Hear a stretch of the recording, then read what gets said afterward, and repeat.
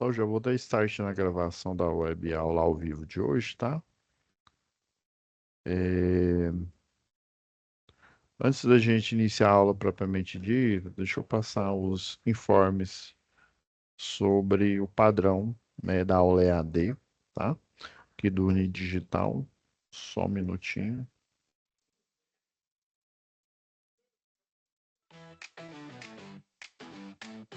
Como aproveitar melhor sua web aula via Teams? Participar de uma web aula é mais do que entrar na chamada, é estar presente, focado e respeitando o momento de aprender. Vamos às dicas? Escolha um lugar tranquilo, bem iluminado e sem barulhos. Isso ajuda você e toda a turma a manter o foco na aula. Entre na sala alguns minutos antes do horário. Assim você consegue testar a internet, o áudio e começar a aula com calma. Sempre que possível, mantenha a câmera ligada. Isso mostra envolvimento. Mas lembre-se, esteja com roupa apropriada, em um local adequado e cuide do que aparece ao fundo. Você está em um ambiente de aprendizagem. Quer falar? Use o chat ou a função levantar a mão. Respeitar o tempo de fala do outro ajuda todo mundo a participar melhor. Evite distrações durante a aula. Feche outras abas, guarde o celular e foque no conteúdo. Esse é o seu momento de aprender. Em caso de dúvidas sobre o conteúdo, fale com seu tutor ou tutora. Para dúvidas sobre acesso ou uso da plataforma, procure um monitor. Use o AVA, ele é o seu canal direto com a equipe. Você faz parte da aula e a gente está aqui para ajudar você a aproveitar o melhor dela.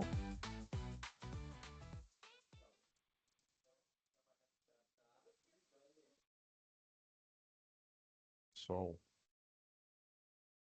vou compartilhar a tela aqui com vocês.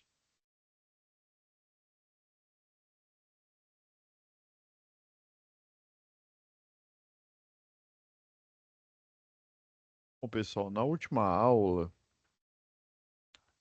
foi do dia 25/9, foi a oitava aula isso.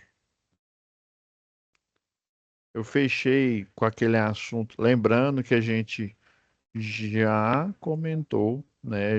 Eu já até fiz uma aula especial aqui sobre o questionário, tá? Da atividade 1. A gente já comentou sobre ele, fez análise. E posteriormente, vamos fazendo os 4 esquemas, tá? Da atividade 2. Depois de finalizados os esquemas, que foi a frenagem aqui, eu coloquei tanto o CLP, né, a aula sobre o CLP e a aula sobre a Soft Starter e depois o inversor de frequência, que foi a última aula. Então, no tocante a máquinas elétricas em modo motor, tá? Porque a máquina elétrica, né, lembrando lá da definição de máquina da NR12, né, que é segurança em máquinas e equipamentos. Uma máquina, um equipamento é tudo que potencializa, né, que o nosso trabalho, ou seja, lembrando que a potência, né, é um trabalho em um determinado tempo. Se a gente for pegar a definição lá da mecânica clássica, né, então a máquina ela potencializa porque ela realiza o trabalho, o mesmo trabalho que a gente faz em menor tempo. Um facão, né? Você com facão, ah, professor, mas facão não é máquina. Tenta capinar um lote, tenta cortar árvore sem o machado, por exemplo, tudo na mão. Você tentando arrebentar as árvores, os arbustos, tudo na mão, né? Provavelmente, se você conseguir quebrar alguns, né, você pode ter o perigo até de se ferir gravemente. Então, a máquina ela ajuda, né, ela melhora a potência porque ela realiza o mesmo trabalho que a gente faz, só que em menos tempo. Então, a máquina elétrica em modo motor, né, Nós temos a máquina elétrica, relembrando, em gerador, né, modo gerador, e temos a máquina elétrica e essas duas que eu falei, em modo motor, em modo gerador, é uma máquina rotativa, né? Já a máquina estática, por exemplo, um transformador, né, é uma máquina estática e ele também faz a conversão de energia, né? E pelo menos todos os implementos possíveis que a gente podia estudar sobre ela, né? A parte de partida indireta, né? Eletrônica, indireta e eletrônica, né? O objetivo é sempre burlar, né? O, o transitório lá, a corrente de partida, né? Diminuir ela o máximo possível para que então a gente consiga dar a partida sem a proteção é, atuar, tá? Então, tem até uns programas aqui, ó, tem esse o Planta Industrial, e eu acho que seria interessante depois eu mostrar para vocês. Se eu não me engano, a gente baixa ele, é no Senai, aqui acho que fala. Se eu não me engano, acho que é Santa Catarina, deixa eu ver.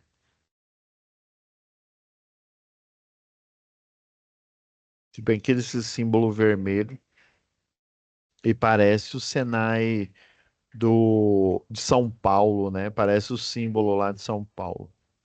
Se não me falha a memória, deixa eu só fazer uma pesquisa aqui, software planta industrial. Eu acho que, não, acho que é do Rio Grande do Sul.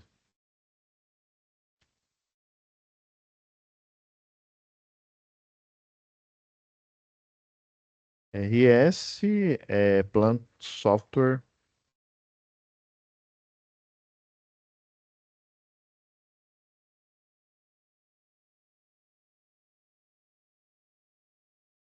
Industrial.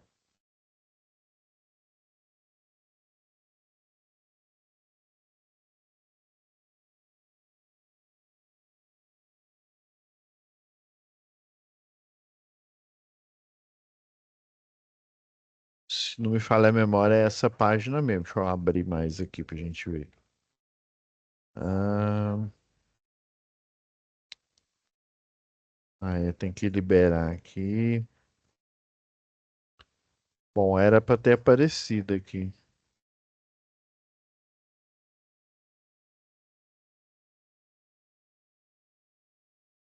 Pessoal, eu não tô encontrando aqui. Depois eu pego o link com vocês. É esse software aqui, tá? É o Planta Industrial.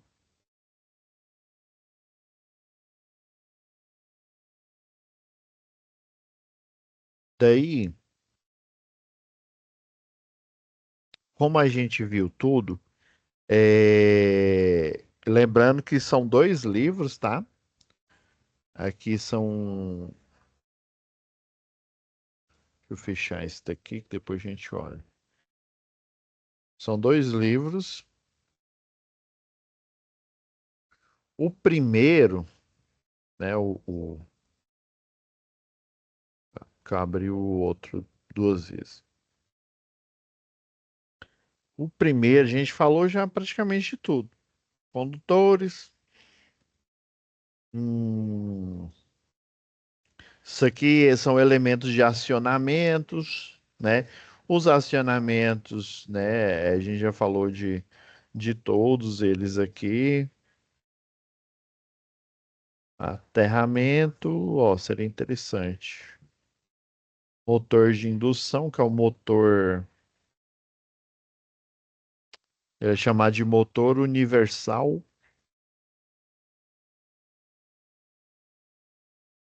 Então, vamos aproveitar essas aulas que a gente tem a mais aqui Eu vou abordar o capítulo 5, tá? E a gente vai fazendo escalada até as últimas aulas do que falta aqui, porque basicamente as duas atividades aqui, ó, elas englobam máquina elétrica e partida de modo geral e os elementos de máquina que a gente utiliza para dar partida, né, e fazer os acionamentos. Então, o que está faltando aqui? Aterramento, é bom a gente falar um pouco. E a gente destrinchando as máquinas. Por exemplo, tem um motor de indução que é o chamado motor universal, tá?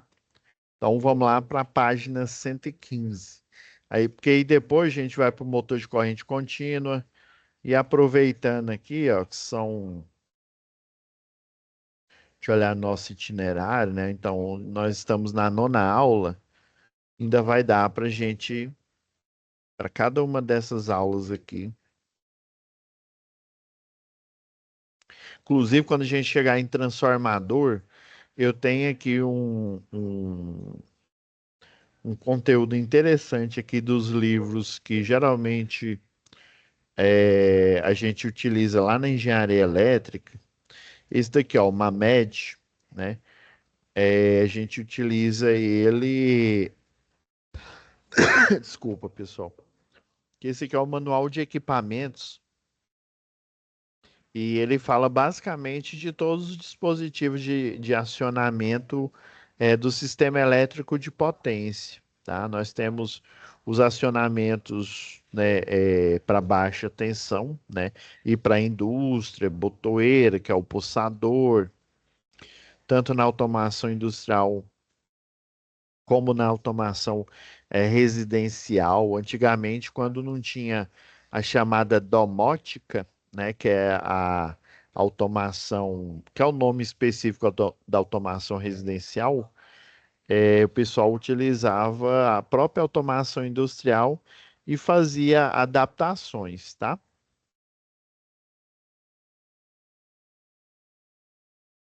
Então vamos lá. Vamos de aterramento, falar de aterramento. E lembrando que aqui ele está falando só do aterramento. Ele não está falando nem do SPDA.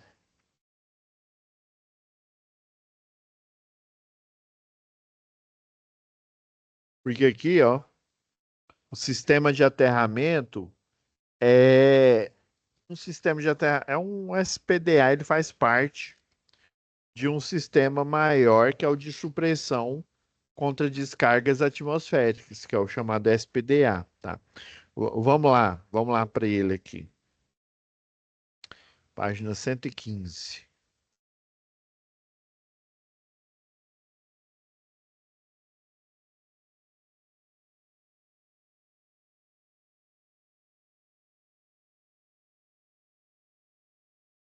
Aqui a gente ainda está falando de parametrização. Aqui. O aterramento, pessoal, assim, sendo bem simplista, é uma técnica. Deixa eu pegar aqui um desenho da norma aqui para dar um contexto, né? Dar um contexto melhor aqui para a gente. Eu vou pegar essas normas aqui da antiga CELG.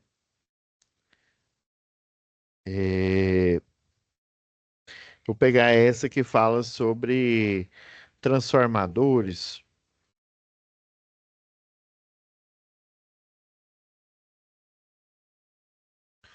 Basicamente a fala de subestações do sistema elétrico de potência, tá? Como assim, professor? Depois a gente volta aqui na página 70. A norma 5, ela fala de fornecimento de energia, né, em tensão primária, tá? Se a gente olhar aqui, ó, bem no, deixa eu ver, tá na página 48. Ó, fornecimento de energia em tensão primária, que é a chamada média tensão, né? De distribuição. Distribuição, entenda que a distribuição ela fica na zona urbana e zona rural, a rede de distribuição, tá? Em que você tem no alto a 13,8 e logo mais abaixo a rede de baixa tensão, né? A 220 monofásico, 380 bifásico ou tensão de linha e a tensão trifásica que dá 660, tá? Então, voltando lá para a página 68,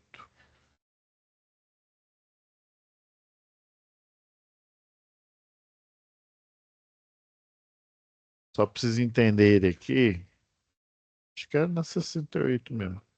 Não, era na 68, mas a gente estava um pouco mais para cima.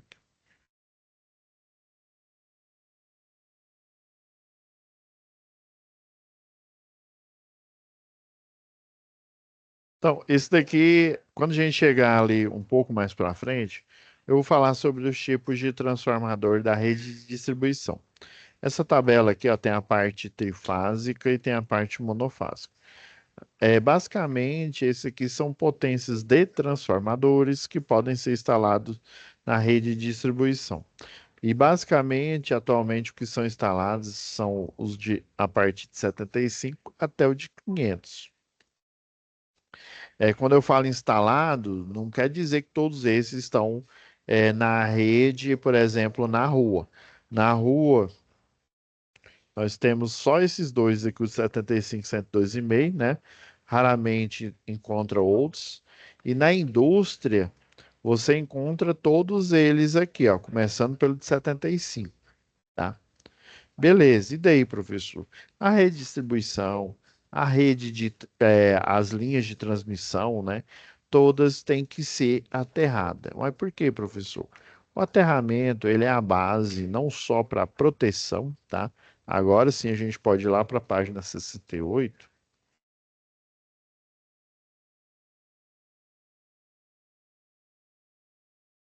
está mostrando as medições. Então aqui, ó, esse é o exemplo de um transformador de uma rede rural, tá? Geralmente, o que o pessoal chama de rural zone é uma rede monofásica na média tensão, né, na 13,8, e trifásica, ou às vezes bifásica, igual está mostrando aqui, né, duas fases e um neutro. E essa daqui é uma rede trifásica. Esse aqui é um transformador, ela é trifásica, vocês estão vendo dois fios aqui, né? Mas na verdade o terceiro ele está alinhado com esse de cima aqui, ó. E está alinhado com esse de cima. Ah, e daí? Mas, professor, o senhor disse que ia falar de transformador depois, mas para falar de aterramento, eu preciso, né, aqui na rede, falar de redistribuição e do aterramento, qual que é o papel dele. A energia, ela vai vir aqui normalmente, né,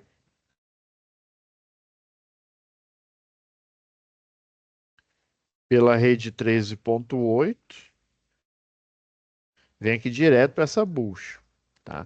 Às vezes o pessoal coloca na bucha aqui do supressor de surto, né?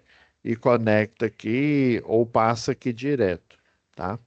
Sinceramente, tanto faz, desde que você conecte as duas aqui, tá? Tem umas teorias aí da conspiração, mas desde que você conecte as duas, tá?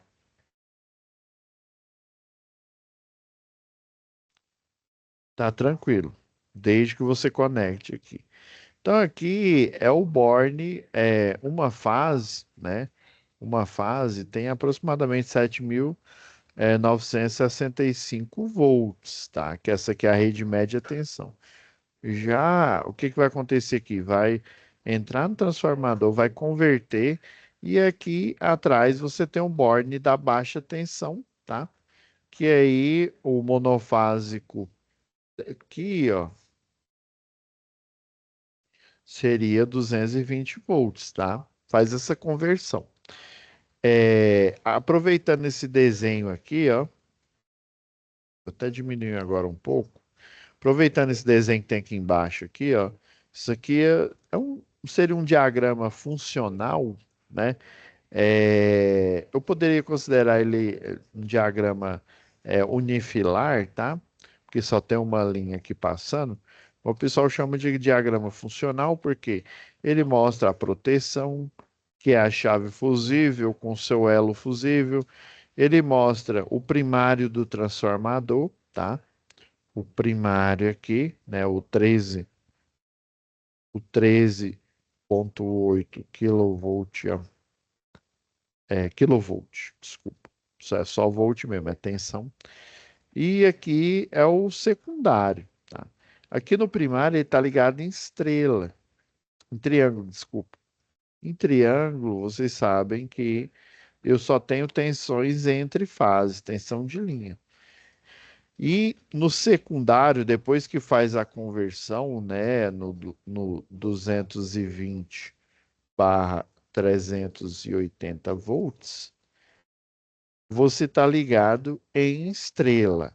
Aí você tem fase A, fase B, fase C e você tem o neutro. Só que esse neutro ele vai estar aterrado. Por quê? Quando eu ligo um equipamento na fase A, por exemplo, é um equipamento na fase A, fechando no neutro aqui, ó, eu fecho, eu fecho esse circuito aqui, eu tenho uma diferença de potencial. O neutro, ele vai ser aterrado aqui, por quê? Porque eu preciso ter uma referência aqui, aqui a tensão vetorial, né? Porque a tensão alternada, pessoal, lembra lá de eletricidade. Eletricidade, né? Nós fazemos. Aí lembra que quando a gente faz cálculo de circuito de tensão e corrente alternada aí, quando a gente precisa, por exemplo, fazer soma ou subtração, a gente pode simplesmente utilizar os números complexos na forma, na fórmula retangular, tá? E se a gente quiser multiplicar ou dividir, fica difícil você fazer ele, né, a mão livre na forma retangular. Então você tem que transformar ele para a forma polar. A forma polar tem um valor, né, por exemplo, se for corrente elétrica, o valor da corrente, né, o escalar da corrente, acompanhado do ângulo, né, do ângulo de defasagem em relação à tensão, tá?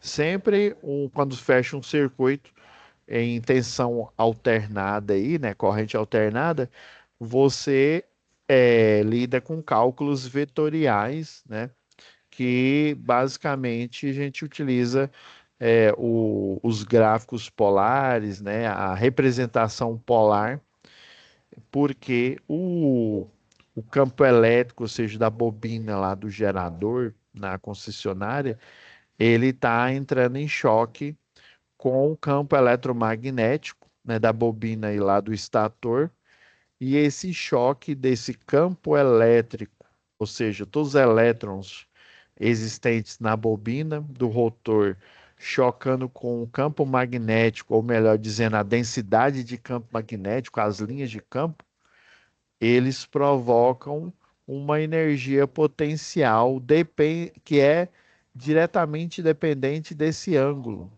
Dependendo do ângulo, eu vou ter um pacote de energia cada vez maior até chegar em 90 graus o choque. Esse choque em 90 graus ele vai liberar a tensão, né, ou a corrente de pico, tá? O valor lá de pico. Lembra que tem um valor de pico e o valor RMS, né? Então tudo é vetorial aqui. Mas independente se o circuito, né, é alternado, vetorial, se ele é contínuo, ou seja, ele é algébrico, literalmente algébrico, né?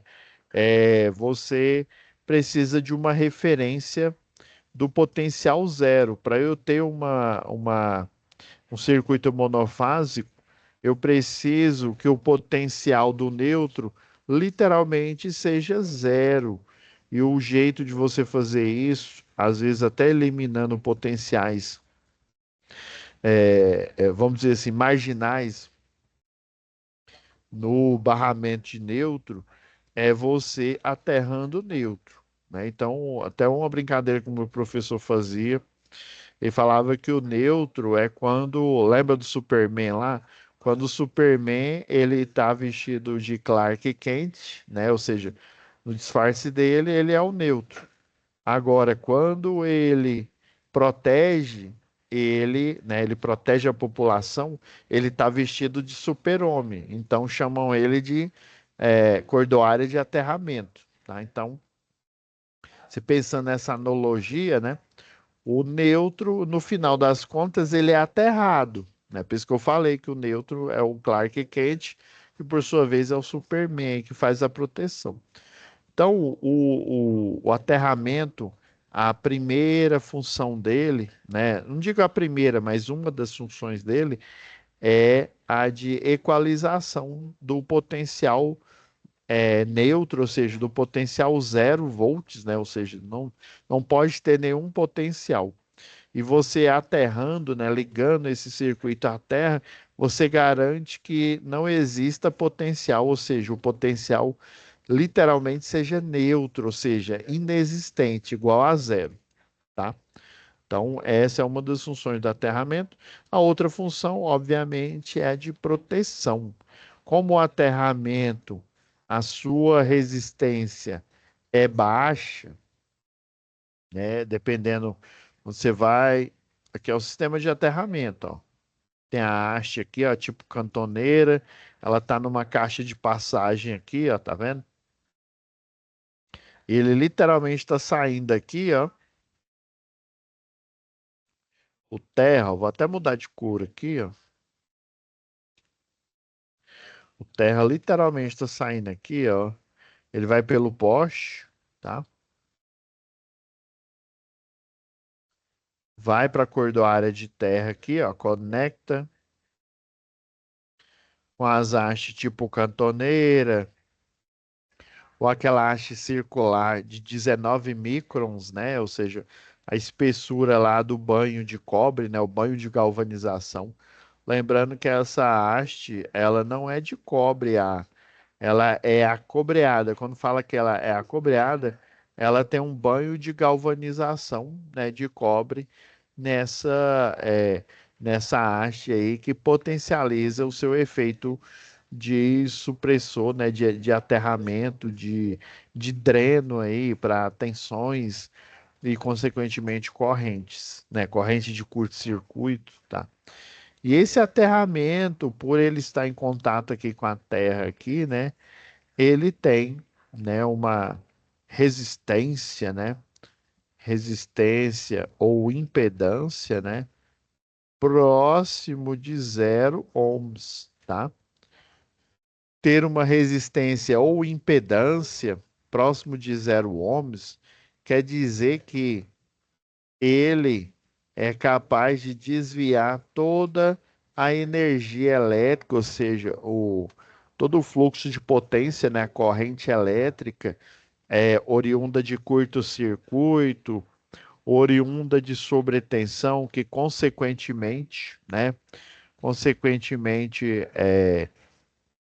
provoca uma corrente elétrica, né, uma corrente elétrica danosa aí para os equipamentos, né? Então, o aterramento ele tem esse papel aí, ó. Igual fala aqui, ó. Finalidade de descarregar. Desculpa, gente. Finalidade de descarregar, né? Potenciais, carga estática. Lembra caminhão, ó, aqui caminhão de combustível? Lembra que o caminhão de combustível ele tem, né, aquele tanquezão aqui, ó.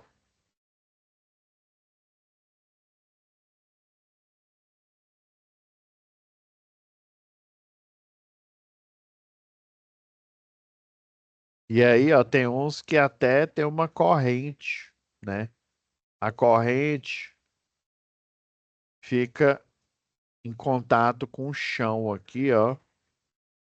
E o aterramento, né?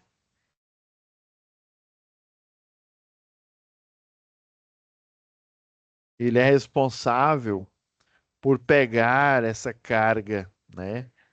Essa carga estática que está aqui, ó, e desviar ela toda para a terra. Mas por quê? Ele, o caminhão, quando ele está andando aí na rua, ele está em velocidade, andando, né, numa velocidade aí, né? Principalmente se ele tiver na rodovia, ele vai estar em contato com o ar, ó. O ar e o caminhão aqui, ó, entra numa eletrização, né? Uma eletrização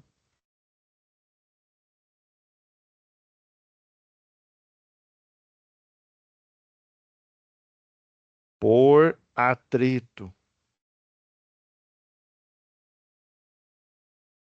Então, esse ar aqui, ó, ele envolvendo o caminhão, ó, ele vai escovar, literalmente, ele vai atritar com o caminhão e esse caminhão vai ficar repleto de carga estática.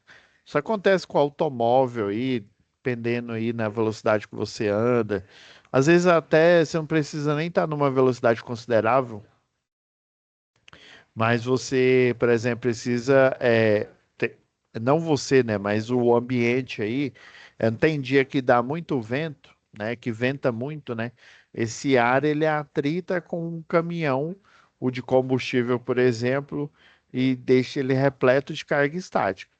Você coloca uma corrente aqui, ó, para ela entrar em contato com o chão, né, e essa corrente descarrega, ou literalmente, você conectando este caminhão à terra aqui, você consegue fazer o descarregamento dele, tá?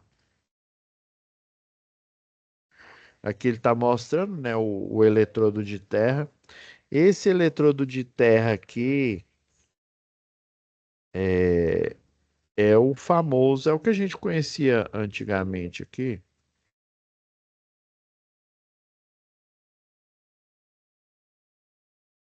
Olha aqui, ó, eletrodo de terra. Olha, olha um exemplo aqui de eletrodo de terra. Essa aqui é a arte que eu falei, né? Casas daqui é aquelas pequenininhas aqui, ó. Ó, isso aqui é um eletrodo de terra, mas de equipamento. Tá vendo que tem um fiozinho aqui? É literalmente para você descarregar a carga nele. Tem conectores por pressão.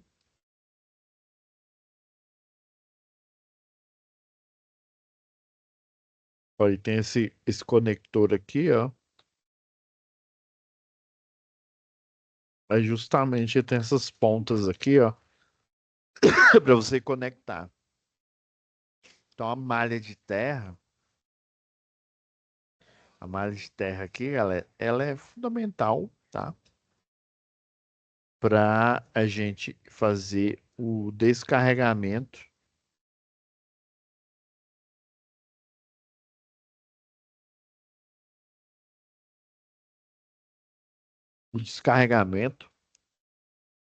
dessa energia, né? Cai um raio aqui, a energia é descarregada para cá, né? Ou não precisa ser necessariamente em cima dessa rede. Ele tem que entrar em contato, como a rede elétrica, ela está interconectada, né? Interconectada entre os vários pontos aí do Brasil, né? Através das linhas de transmissão, rede de distribuição, ou seja, como tudo está interligado, né? Lembra que tem a sigla para o sistema, o SIM, né? Com N, né? O 5N é o Sistema Interligado Nacional, né? Sistema que interliga o Brasil aí, né? De ponta a ponta aí, com energia elétrica. Então, como ele como ele está interligado aí, o raio ele pode cair longe e se não for absorvido por um sistema de aterramento, ele pode ir até você. Por isso que é importante. Se ele cai numa localidade longe, não tem interconexão em vários pontos aí, a- ele vai passar pelo sistema elétrico como um todo, né? Ele vai passar por toda a linha.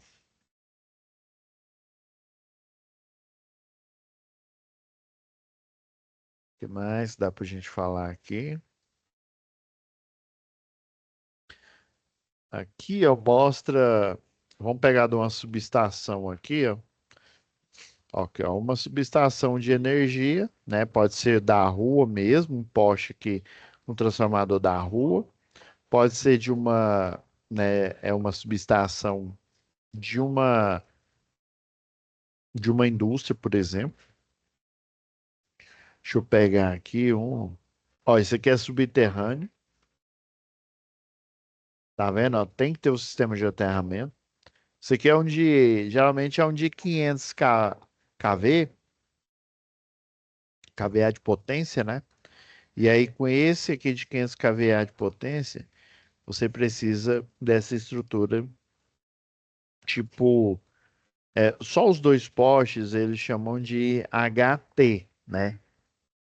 HTE, né, na verdade. Aí o HTE é porque é um poste, são dois postes, né? Onde você tem cruzeta. Cruzeta é essa parte que interliga os dois postes aqui. Ela pode ser polimérica, pode ser metálica, pode ser de madeira, mas nesse caso aqui, ó, ainda mais para esse transformador, ela é de aço mesmo. É uma ferragem, é uma cantoneira, tá? Tipo uma cantoneira mesmo. E tá vendo? Ó, tá tudo interligado, ó, em forma de triângulo. Sempre tem que ter uma caixa de inspeção, né? Porque nessa caixa de inspeção, por exemplo, você coloca o alicate terrômetro, tá?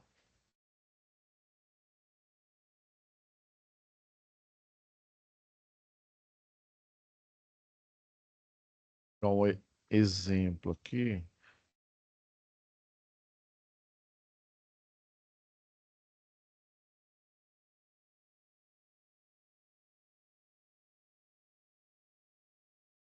Um exemplo aqui de alicate terrômetro.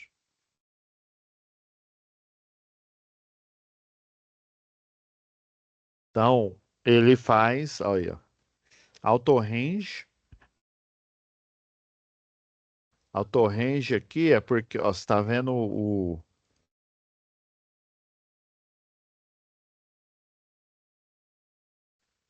tá vendo aqui, ó, ele faz teste de continuidade, né? Igual um multímetro comum. É, ele é miliamperímetro e amperímetro. Aí, no caso, ele verifica se tem corrente de fuga. É porque tem aterramentos, pessoal. O aterramento básico mesmo, ele até é raro as bibliografias que tem esse termo. Esse termo é mais do meio mesmo, quando você trabalha em empresas, né, de concessionária aí, né, ou em terceirizadas, eles chamam o aterramento básico, isso que a gente está vendo aqui, de aterramento passivo. Como assim, professor? Passivo? Passivo porque ele só vai funcionar. Aí quando eu digo funcionar, é descer uma descarga aqui e essa descarga ela criar a superfície equipotencial aqui, ó, e dissipar energia na hora que tem um curto, né, um curto-circuito, uma sobretensão, tá? Uma sobrecorrente, né? Que aí gera sempre a sobretensão, vai gerar um sobrecorrente. Então, o passivo, ele funciona só na hora que ele é solicitado, ou seja, em que tem fugas de corrente. Já o aterramento ativo, ele está, né, funcionando 24 horas por dia, 7 dias por semana. Mas como assim, professor? Existe um lugar como esse aí, que tem aterramento ativo, em que tem fuga de corrente 24 horas por dia? Tem. Numa subestação de energia. Tá vendo essa subestação que está atrás de mim aqui? Esse desenho aqui, esse modelo? Então, uma subestação de energia, ela tem, principalmente esse transformador gigantesco que vocês estão vendo aí, né? Um transformador de potência, ele é aterrado, assim como outros equipamentos, porém, você tem, por exemplo, circuitos de bancos de capacitores. Os bancos de capacitores são filtros passivos. Apesar de eu chamar esse nome de passivo, né? Filtro passivo. Filtro passivo é porque ele não tem uma, vamos dizer assim, um ajuste ou um sinal próprio. Ele literalmente depende de outros sinais, né? Ou seja, da rede elétrica para ele carregar a capacitância dele lá e fazer, né, no caso aí, a chamada aí correção aí do fator de potência, drenando a energia, Mercer drena a energia reativa aí, né? Transfere ela pro barramento de terra e aí ele libera essa energia reativa. Só que no sistema elétrico de potência, numa subestação, essa energia reativa, ela é criada 24 horas por dia. Por quê, professor? Lembra que eu falei que no gerador você precisa é, ter um eletroímã muito forte, e o preço por ter esse eletroímã é que você cria energia magnetizante 24 horas por dia, ou seja, enquanto ele está ligado, ele está criando energia magnetizante. E essa energia magnetizante, constantemente, enquanto ele está ligado, ela precisa ser drenada. Aí por isso que o aterramento chama ativo, porque em momento algum ele vai estar sem fuga de corrente. Aí a fuga de corrente que vem para ele, né, que ele não é porque o sistema está com problema, é porque a energia magnetizante precisa ser drenada. Então ela vai ser drenada para o sistema de aterramento, tá? Se você desligar a geradora de energia, aí sim você não terá, né? Você não terá energia magnetizante, entendeu? Então, por isso que é chamativo, ele está funcionando o tempo inteiro. E você tem que tomar muito cuidado. Uma subestação igual essa que vocês estão vendo aqui atrás aqui, é se você pôr a mão, né, chegar próximo, principalmente do transformador de potência, pode acontecer um acidente gravíssimo com você e você vir, né, acontecer o pior aí com você, tá? Então esse sistema aqui, essa malha, né, e pode ser placa também, tá? Embora eu não me lembro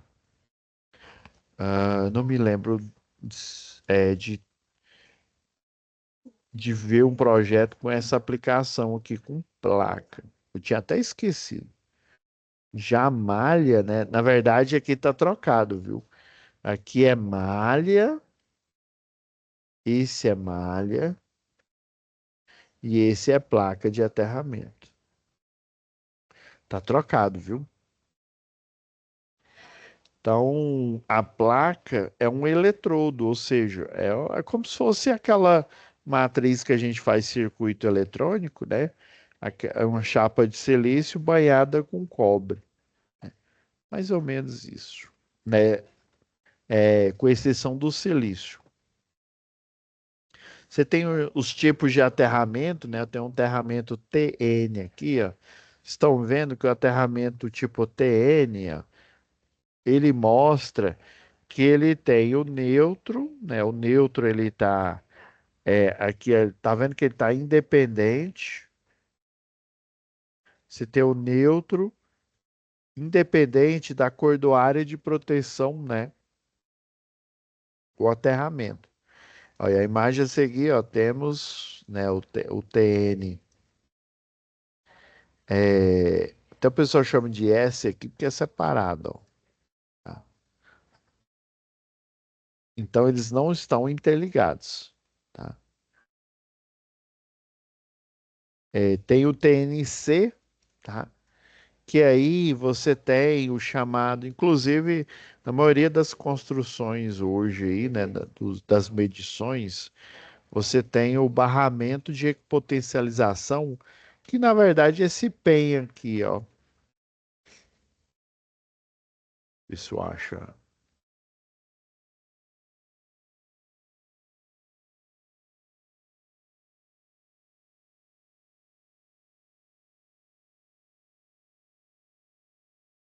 Não, tá aqui não. Mas eu vou pegar esse outro modelo aqui, ó, que tá dando. Ah, aqui, ó. Era esse que eu queria achar.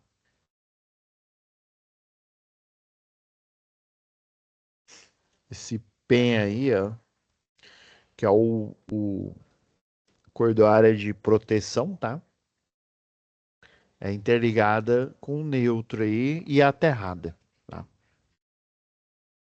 Antigamente, ó, eu me lembro no iniciozinho, quando eu comecei a aprender sobre o projeto, a gente colocava lá na medição no geral um barramento de neutro e um barramento de terra separados, tá? Indo, né, que aí é esse sistema de terra aqui, né, o TN, tá? TNS, né, que é o térreo neutro separado. E o TNC, né, eles em comum aí, né, um ponto comum. Inclusive, eles vão estar unidos lá no quadro no geral, que é esse caso aqui, ó, tá vendo? Ó, tá vendo fases A, B e C, o neutro. O neutro passa por fora aqui, né? Esses disjuntores de 20 amperes são única e exclusivamente para você seccionar o circuito, ou seja, abrir o circuito, no sentido de abrir, né? Que você pode seccionar para fechar e pode seccionar para abrir o circuito. É só para você seccionar ele abrindo e trocar os DPS. Só isso. Porque se não tivesse essa necessidade de trocar o DPS, se ele funcionasse pro resto da vida, vamos dizer assim, né? E você colocaria ligado direto aqui no borne dele. Daí você coloca ele para justamente você desconectar, desligar o disjuntor e você retirar o módulo aqui para fazer a troca quando ele queima, tá? Quando dependendo da classe dele, ele tem vários, mas vários, por exemplo, ele suporta várias sobrecargas e surtos na casa aí de 4.000, se não me falha a memória, eu olhando um desses modelos aí básicos e da Clamp. Que mais? Sistema de aterramento TT, aí ó, neutro e, e cordário de proteção separado, tá? Só que isso, a massa, ela só tá com condutor de proteção. Isso. Aí o IT aqui, ó, o IT, ele tá ligado só nas massas aqui, ó.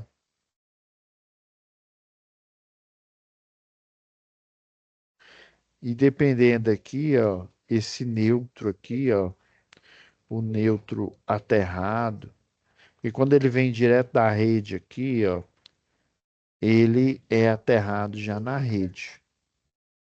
Aí por isso que falou que coloca esse quadradinho aqui é uma impedância, né? Ou seja, é uma resistência, eu chamo de impedância, porque ele está ligado no circuito de tensão em corrente contínua e a impedância ou contínua não, desculpa, alternada, né? E a impedância é quando a gente fala em circuito de corrente alternada, né?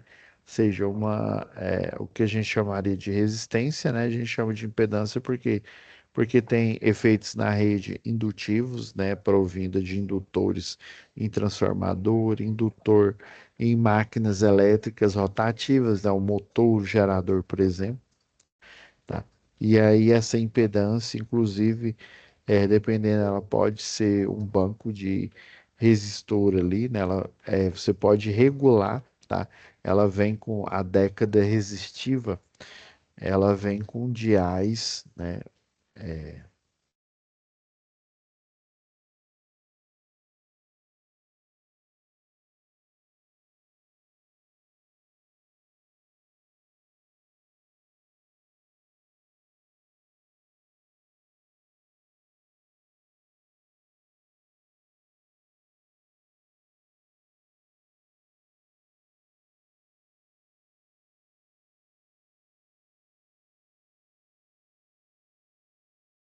Aqui, ó.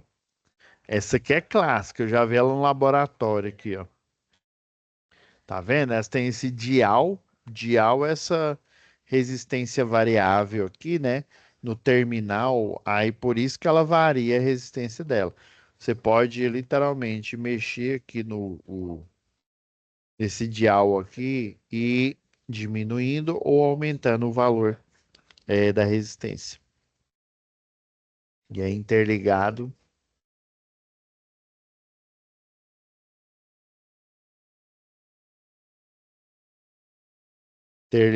aqui, ó, uma década, essa impedância, né? Você pode variar para ele trazer valores próximos a zero, tá? Zero ohms. É o ideal, né? O ideal é ser zero ohms, porque aí ele vai drenar toda e qualquer corrente de fuga do sistema. Então é isso, pessoal. Já passei 5 minutos aqui, tá? Aí a gente se vê na próxima aula, beleza? Já tem um pessoal aqui de acionamento aqui me aguardando. Acionamento é para vocês só na próxima disciplina, tá? Que ainda vai demorar um pouco. Até essa daqui vai até o final do mês, tá?